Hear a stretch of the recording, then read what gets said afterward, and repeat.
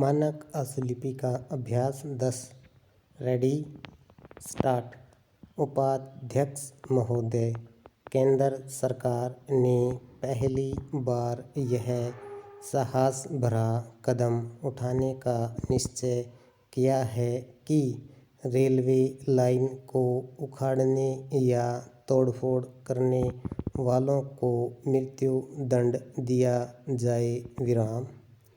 दुनिया के सभी देशों के राष्ट्रद्रोहियों को, चाहे वे जासूस हों या तोड़फोड़ करने वाले, इस तरह के कठोर दंड दिए जाने की व्यवस्था है। विराम।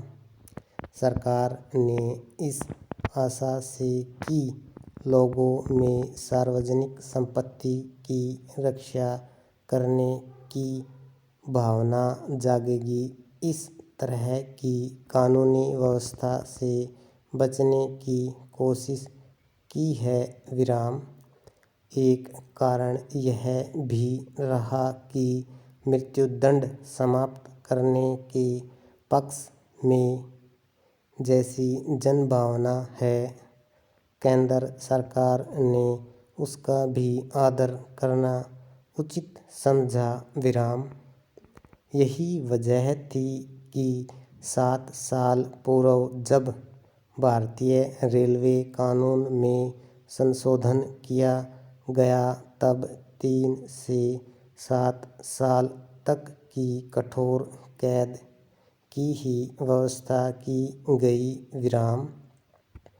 लेकिन इतने दिन तक संशोधन कानून पर अमल करने के बाद सरकार को बाध्य होना पड़ा कि वह तोड़फोड़ करने पर उतारू तत्वों के खिलाफ कठोर कार्यवाही करे। विराम।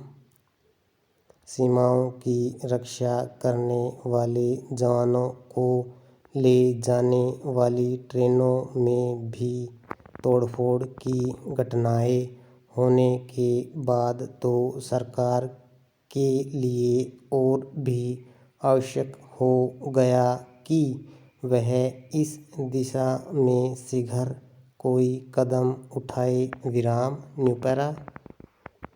रेल दुर्घटनाओं के संबंध में बासु समिति ने जो रिपोर्ट दी, आवश्यकता इस बात की है कि सरकार उसकी बातों को सामने रखे। विराम। रिपोर्ट में कहा गया है कि पुलिस और स्वराष्ट्र मंत्रालय रेलवे दुर्घटनाओं को रोकने के लिए अपना दायित्व निभाने से कतराते हैं। विराम।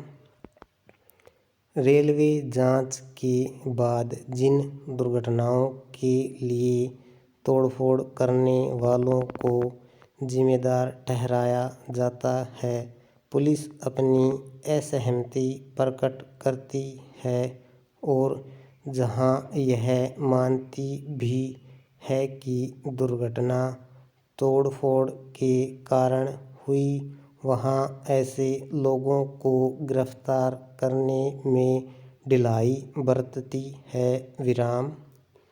बासु समिति ने कहा है कि पुलिस ने 27 तोड़फोड़ की घटनाओं में से सिर्फ 13 को ही स्वीकार किया और इनमें से भी 7 घटनाओं में वह मुलजिमों का पता लगाने में असफल रही। विराम।